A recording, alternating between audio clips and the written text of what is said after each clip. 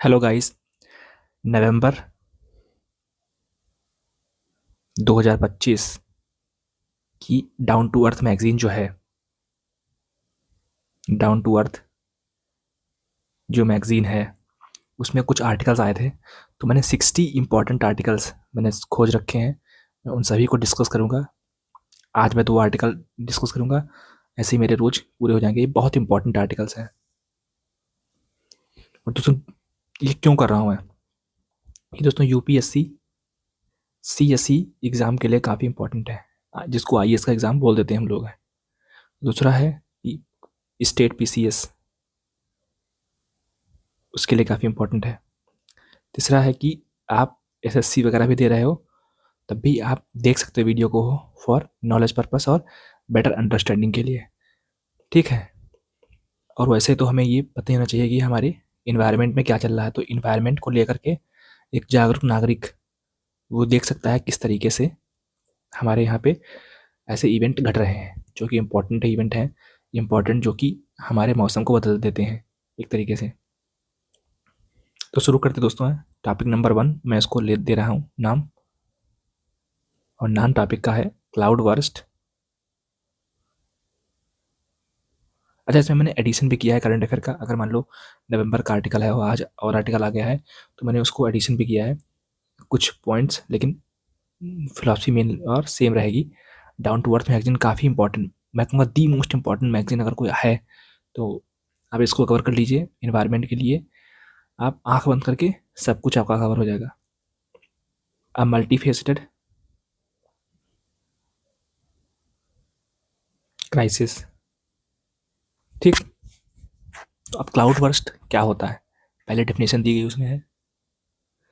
देखो cloud burst क्या होता है कि क्लाउड बर्स्ट ये क्या है? ये दोस्तों मिनिमम 100 mm से mm 1 घंटे में, पर आवर 1 घंटे में बारिश हो। कितने एरिया में? 20 से 30 स्क्वायर किलोमीटर। ठीक है, 20 से 30 स्क्वायर किलोमीटर। अगर मैं इसको मानना चाहूँ तो वही लगभग 5.5, और ये इसको मानना चाहूँ अगर तो 4.5। अगर 4.5 किलोमीटर ऐसे है तो 4.5 किलोमीटर ऐसे भी होगा, उतने एरिया में मतलब ये बारिश हो रही हो। ठीक है। या अगर 5.5 एरिया ऐसे है तो 5 एरिया ऐसे भी है, तो इसमें बारिश हो रही हो।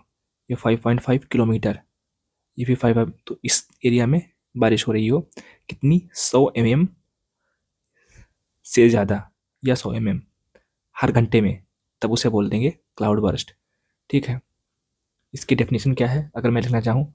हाईली, क्लाउड बर्स्ट क्या है? एक हाईली लोकलाइज्ड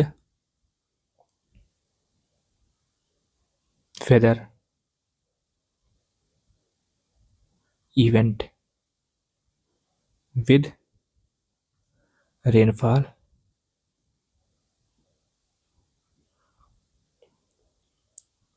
जो है mm per hour over an area of approximately 20 to 30 square kilometres. ये आप यूपीएससी में डेफिनेशन लिख लिख के आ जाओ, और सोर्स कोड कर देना। सोर्स भी यूपीएससी में आप लिखिएगा जा करके, तो सोर्स डाउन टू अर्थ, तब आपको नंबर अच्छे मिल जाएंगे, क्योंकि आपने एक सोर्स कोड किया कहाँ से आप लिख रहे हो। ठीक, डाउन टू अर्थ मैगजीन। और उनको भी मालूम पड़ेगा कि देखो बच्चे ने डाउन टू अर्थ मैगजीन पढ़ी है। ठीक। अब ये कैसे होता है, क्लाउड बर्स्ट होता क्या है? तो मीटियोरोलॉजिकल मैकेनिज्म क्या है इसका? देखो पहली बात तो है ओरोग्राफिक लिफ्टिंग। Orographic lifting. अब ये क्या है, जिस तरीके से देखते हैं कि आप ये इंडिया का अगर मैं मैप ऐसे ड्रॉ कर दूं स्केमेटिक, तो ये हो गया अरेबियन सी, ये अरेबियन सी हो गया, ये बे ऑफ बंगाल हो गया। ठीक, ये बे ऑफ बंगाल हो गया, बंगाल की खाड़ी समुद्र है ये। यहाँ से जो वार्म और मॉइस्ट एयर, जो वार्म और मॉइस्ट एयर आती है, वार्म और मॉइस्ट एयर आती है, और फिर इधर भी ऐसे आती है, ऐसे आती है। तो ये क्या करती है, वार्म और मॉइस्ट एयर जो आती है वो सॉरी, हिमालयन माउंटेन से टकरा करके, यहाँ पर मेघालय वगैरह का रीजन है, टकरा करके खूब बारिश करती है।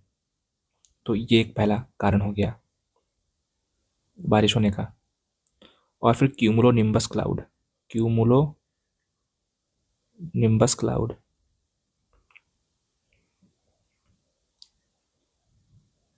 देखिए जो रैपिड जो मूवमेंट एयर का है, जो बहुत जल्दी जो एयर मूवमेंट कर रही है, जिसमें वार्म और प्लस मोइस्ट एयर पार्टिकल हैं, वाटर पार्टिकल्स हैं, जब वो आपस में जुड़ते हैं, पानी का मॉलिक्यूल जुड़ते हैं, तो वो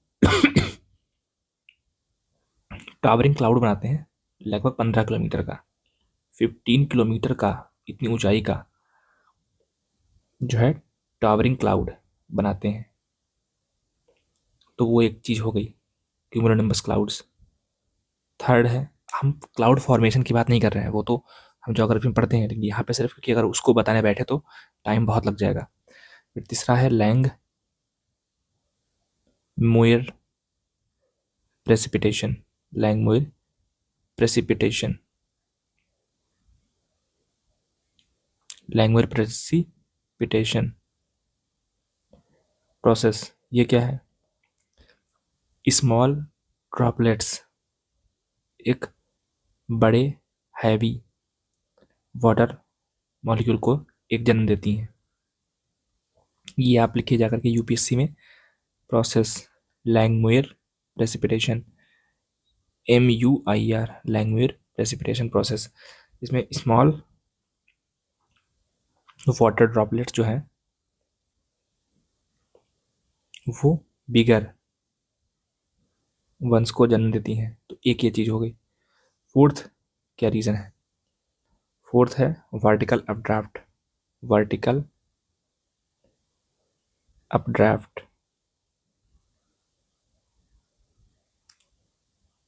वर्टिकल अपड्राफ्ट। ये क्या है,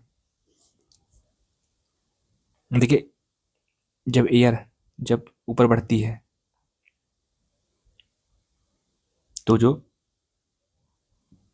जो ये मॉलिक्यूल्स हैं हवा के, पानी के, ये भी ऊपर बढ़ते हैं। अब ऊपर बढ़ते बढ़ते बढ़ते बढ़ते जब एक ये धीरे धीरे टकराते हैं तो आपस में बड़े बड़े बनते जाते हैं, फिर और ऊपर बढ़ते हैं, फिर और बड़े बनते जाते हैं। एक टाइम के बाद आता है कि हाइट के साथ साथ, क्योंकि हाइट पे गर्मी ज़्यादा है, और हाइट के साथ साथ जो है हीट कम होती जाती है। हाइट के साथ साथ जो है, अभी आप अगर नीचे अगर आप अपने घर पे हो और छत पे जाओ तो ठंडा लगेगा आपको, ऐसे जब आप किलोमीटर्स में जाओगे ऊपर तो ठंडा आपको बहुत लगेगा। तो जब आप ऊपर बढ़ते हो तो ये फ्रीज का काम करता है। जिस तरीके से हमारे यहाँ के फ्रिज हैं, फ्रीजर, हाइट के साथ बढ़ते बढ़ते 10 15 20 किलोमीटर पे ये वाटर ड्रॉपलेट्स अपने आप जाम होना शुरू हो जाती हैं। इतना बड़ा गोला, इतना बड़ा गोला, इतना बड़ा गोला जाम हो गई। तो अब क्या है, अभी ये जाम होना शुरू हो गई है, ये प्रोसेस चल रहा है, नीचे से और पानी वाली हवा, और पानी वाली हवा, और पानी वाली हवा। अब चूंकि यहाँ पर टेम्परेचर इस हाइट तक टेम्परेचर ज़्यादा है, इस तक बहुत ज़्यादा है, फिर धीरे धीरे कम होते यहाँ पे ठंडा आ गया। तो नीचे से कम टेम्परेचर से लेकर ज़्यादा टेम्परेचर से लेकर के कम टेम्परेचर तक का सफ़र ये है, मतलब बहुत गर्मी से लेकर के एकदम फ्रीजर वाली फीलिंग तक है। तो अभी नीचे से तो हवा जा ही रही लगातार, अब हवा जा रही, इसमें स्मॉल स्मॉल ड्रॉपलेट्स हैं। अब स्मॉल स्मॉल ड्रॉपलेट जाते जाते होता क्या है कि एक टाइम पर क्या होता है कि ये हवा भी इतना ताकत नहीं लगा पाती है कि इस पूरे पहाड़ जैसे जो है बादल को रोक पाए। तो फिर क्या होता है कि ये जो पानी का टैंकर जो बन चुका है ऊपर, अब ये गिर जाता है आराम से। गिरता क्या, टूटता है, इतनी बड़ी हाइट से टूटता है। तो फिर बारिश बहुत होती है। जितना बड़ा बादल होगा, अगर बादल ज़्यादा बड़ा होगा तो क्लाउड बर्स्ट होंगे, अगर बादल छोटा होगा, छोटे छोटे होंगे तो केवल रेनफॉल होगी। हाई हैवी रेनफॉल को ही क्लाउड बर्स्ट बोलते हैं, क्लाउड बर्स्ट बोलते हैं। ठीक, जैसा कि मैंने बताया, तो ये है।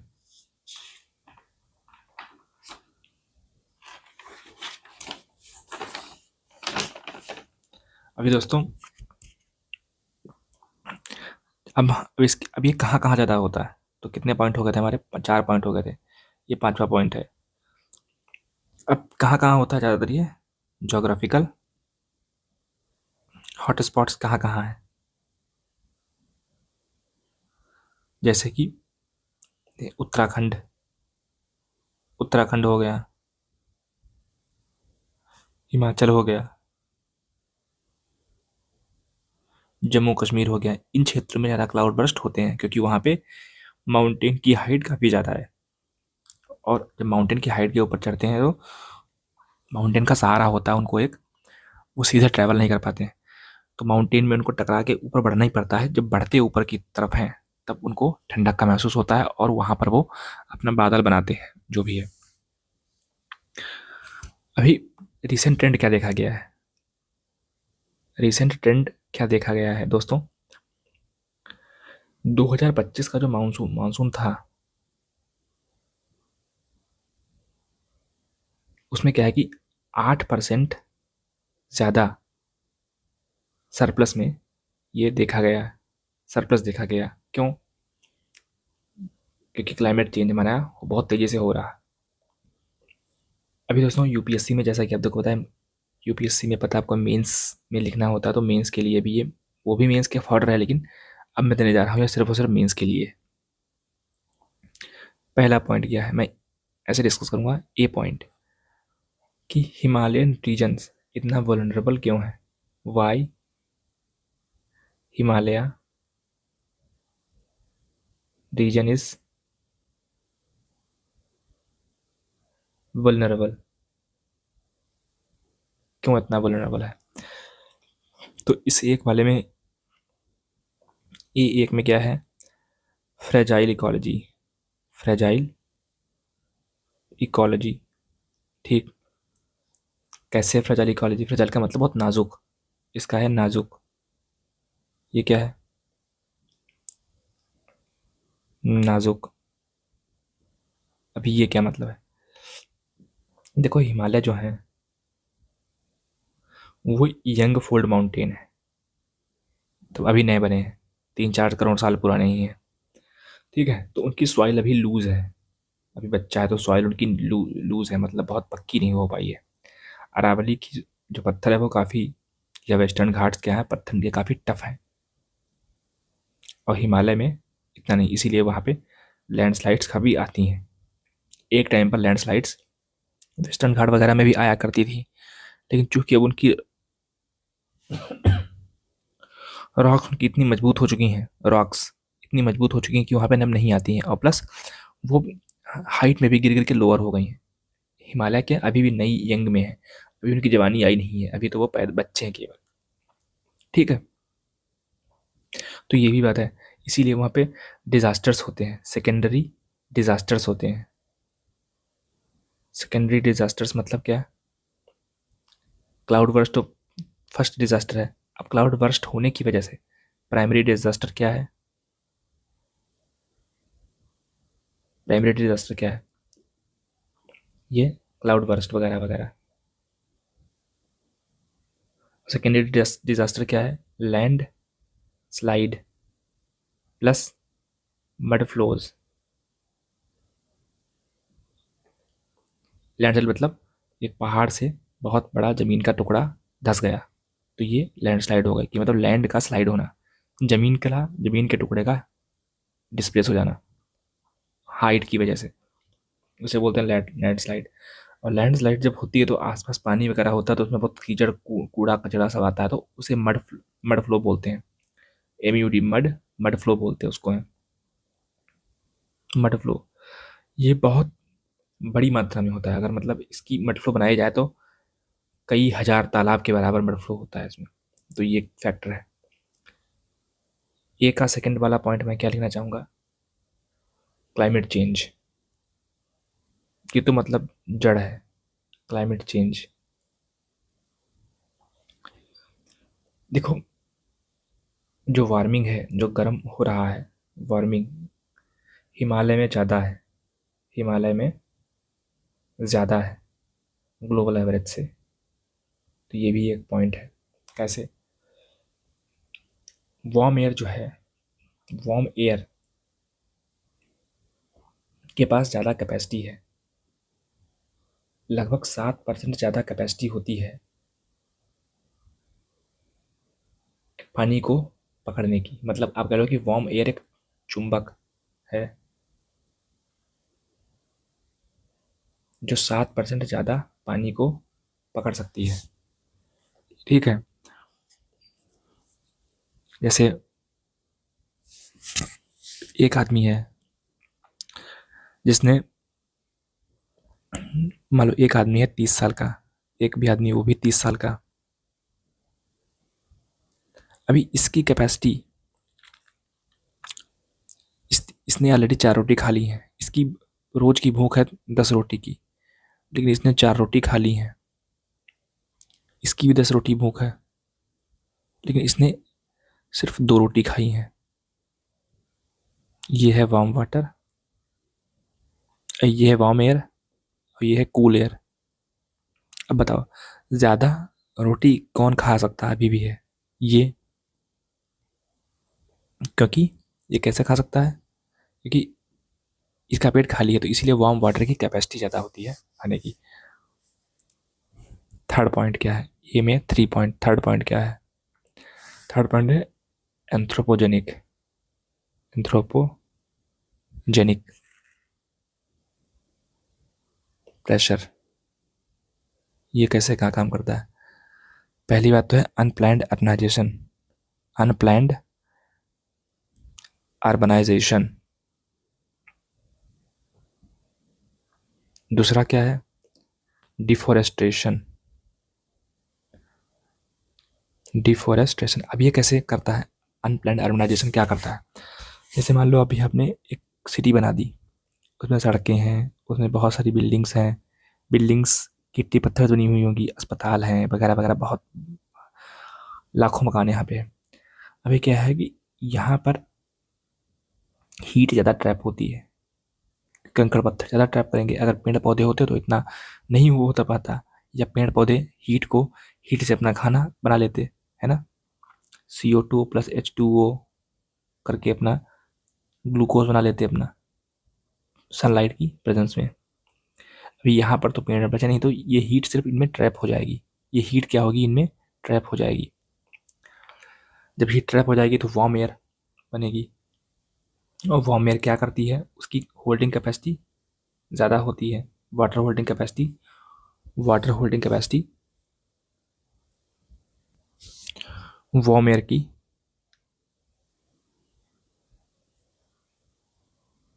वाटर होल्डिंग कैपेसिटी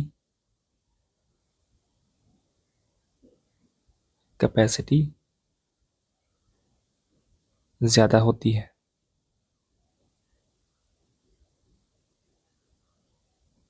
ठीक, जैसा कि आपको बताया। तो अगेन, जब वाटर होल्डिंग कैपेसिटी ज़्यादा होगी तो वही पूरा कॉन्सेप्ट है कि वो ज़्यादा एयर, उसमें ज़्यादा एयर ड्रॉपलेट्स मॉलिक्यूल होंगे, वाटर के मॉलिक्यूल्स होंगे छोटे छोटे, और फिर वो ऊपर बढ़ेंगे। क्यों, कैसे बढ़ेंगे ऊपर? क्योंकि मान लो सपोज करिए यहाँ तक आपका एक प्लेन सरफेस एरिया था, जैसा कि नॉर्थ इंडिया में है, नॉर्थ यूपी बिहार, ये यूपी है, ये बिहार है, ये बंगाल है, और फिर ये समुद्र भी है, बंगाल। अब यहाँ से हवा आई ऐसे ऐसे ऐसे ऐसे, तो यहाँ तक तो उसे कोई दिक्कत नहीं थी, मान लो ऐसा करके। और ये हिमालय पहाड़ थे, ऐसे हिमालय पहाड़ थे। अब जब ये बिहार है, ये यूपी है, ऐसा करके मान लो ये यूपी है, ये फिर बिहार, अब जब टकराएगी यहाँ पे, इधर भी हवा आ रही है, इधर भी हवा आ रही है, वो पूर्व से पश्चिम हवा पूर्व से पश्चिम हवा क्यों चलती है, या पश्चिम से पूर्व हवा क्यों चलती है, इसका कॉन्सेप्ट विंड से के चैप्टर में सीखेंगे हम। तो अभी मान लो हिमालय के पहाड़ ऊंचे ऊंचे हैं, तो अब हवा इधर तो लंबी तक आ रही है, लेकिन टकराएगी जब हवा हिमालय से, तो वो ऊपर की तरफ बढ़ती हवा है, हिमालय की हवा ऊपर की तरफ बढ़ती है। जब हवा ऊपर की तरफ बढ़ेगी तो क्या होगा? जब हवा ऊपर की तरफ बढ़ेगी तो क्या होगा? अगेन क्लाउड फॉर्मेशन होंगे, पहाड़ों पे, इसीलिए पहाड़ों पे क्लाउड फॉर्मेशन होते हैं। चलिए ये हो गया। अब पॉइंट पे, बी पॉइंट पे आते हैं। अब बी पॉइंट क्या कहता है? Cascading hazards. The cascading hazards, अब ये क्या है? ये दोस्तों डिजास्टर मैनेजमेंट वाला चैप्टर में आपके काम आएंगे। डिजास्टर मैनेजमेंट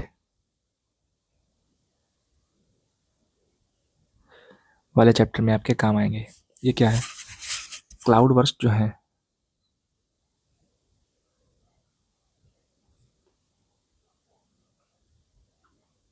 अब जो है आइसोलेटेड इवेंट नहीं रह गए हैं कि हुआ करते थे। अब क्या है कि अगर आप शहर बनाओगे, एक शहर बसाओगे, आप शहर बसाओगे, अगर आप सिटी बसाओगे, आप अगर, और जंगल फॉरेस्ट, जंगल और फॉरेस्ट काटोगे आप, तो क्या होगा कि वार्म एयर ज़्यादा बनेगी, बिकॉज सनलाइट आ रही है, पड़ रही है मई जून जुलाई में, और यहाँ पे कूल एयर का कॉन्सेप्ट कम हो रहा है क्योंकि वार्म एयर ज़्यादा बन रही है और ये कूल एयर कट रही है क्योंकि जंगल अंगल कट रहे हैं सब। तो ये कॉन्सेप्ट आ रहा है। इसीलिए क्लाउड बर्स्ट फॉर्मेशन के लिए हम सभी शहर के लोग जिम्मेदार हैं, और हम सभी लोग जिम्मेदार हैं जो लोग अपना मकान बनवाते हैं। तो कहीं ना कहीं क्लाउड बर्स्ट आप भी कंट्रीब्यूट करते हो, तो ये एक आइसोलेटेड इवेंट अब नहीं रह गया है। ठीक, इससे होता क्या है? देखिए, क्लाउड बर्स्ट करता क्या है? क्लाउड बर्स्ट कर क्या करता है? ये फ्लैश फ्लड्स को लाता है, फ्लैश फ्लड्स को लाता है, क्योंकि क्लाउड बर्स्ट में बहुत पानी, मतलब आप समझो कि बहुत ज़्यादा बारिश होती है, 100 mm पर आवर की हिसाब से बहुत ज़्यादा बारिश है। ये फ्लैश फ्लड्स लाएगा एकदम। फ्लैश फ्लड्स का मतलब क्या है? एकदम, एकदम बाढ़, इसे हिंदी में बोलते हैं एकदम बाढ़। फिर ये फ्लैश फ्लड्स क्या करेगा? लैंडस्लाइड लाएगा। यहाँ लिखे दे रहा हूँ मैं, लैंडस्लाइड लाएगा, मतलब कि पहाड़ से, चूंकि बाढ़ पत्थरों से होते हुए बह के यहाँ आएगी, तो लैंडस्लाइड होगा। लैंडस्लाइड होगा तो क्या होगा? या मड फ्लो, दोनों चीज़ साथ साथ होंगी। लैंडस्लाइड प्लस मड फ्लो दोनों ही साथ साथ होंगे, और मड फ्लो के बाद होगा ग्लॉफ, GLOF। जी एफ, ये ग्लॉफ क्या है? ग्लॉफ का फुल फॉर्म क्या है? Glacial lake outburst floods.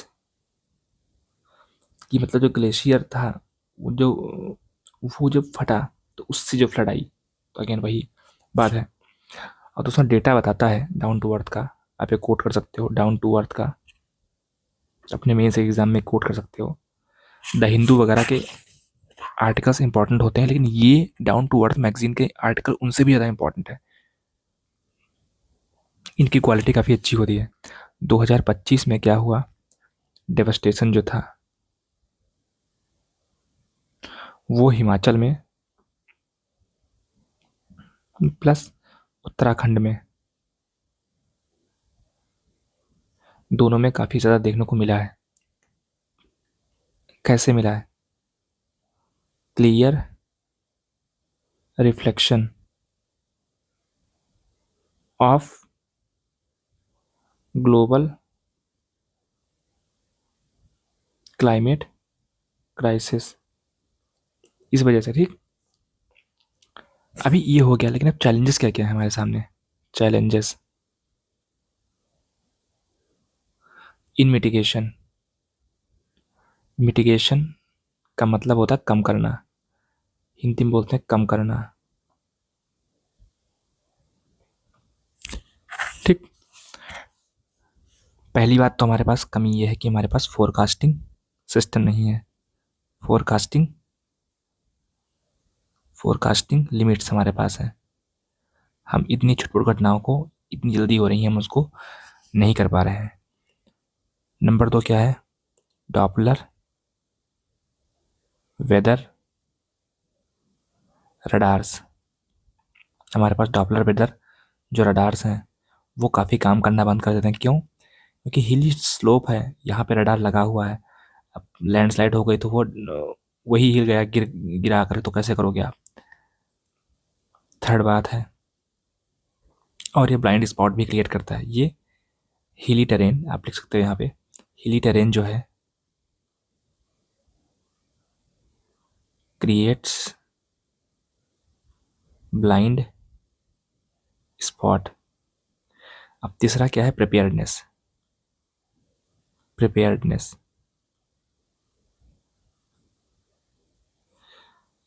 Catch the rain concept ले आओ। कैच द रेन, ग्रीनरी बढ़ाओ, ठीक है। प्लांटेशन ऑफ ट्रीज करो। ये बहुत सारे। स्टोर द वाटर, इस तरीके की जो चीज़ें करोगे तभी आप करोगे। लाइफ कॉन्सेप्ट जो मोदी ने दिया था वहाँ पे, लाइफ कॉन्सेप्ट को अडाप्ट करो कि अपनी हैबिट्स बदलिए आप, इन्वायरमेंट फ्रेंडली बनिए आप, इन्वायरमेंट फ्रेंडली बनिए आप।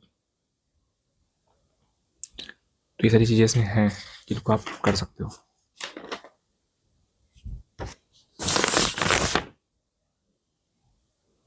अभी वे फॉरवर्ड क्या है? वे फॉरवर्ड, वे फॉरवर्ड में दो चीज़ें हैं। एक तो structural,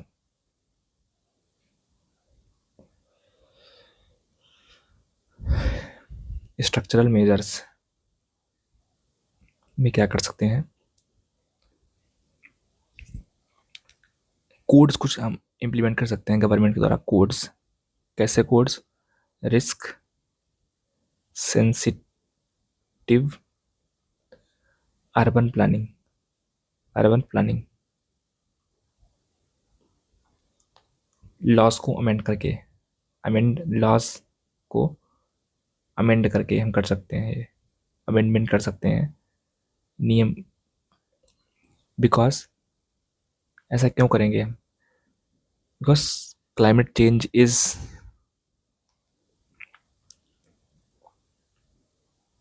crisis, climate change is happening now, it is upon us, it is upon us. ये हम पर अभी हो रही है क्लाइमेट क्राइसिस, इसलिए बता रहा हूँ। Climate resilient infrastructure, build climate resilient infra.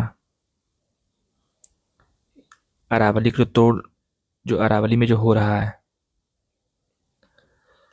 ये बेकार हो रहा है, इसको रोकने की ज़रूरत है, रोकने की ज़रूरत। अब नॉन स्ट्रक्चरल चेंजेस क्या क्या हैं? नॉन स्ट्रक्चरल चेंजेस क्या क्या हैं?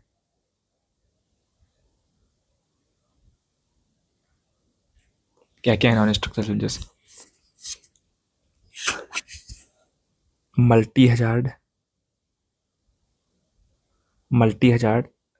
Early warning system,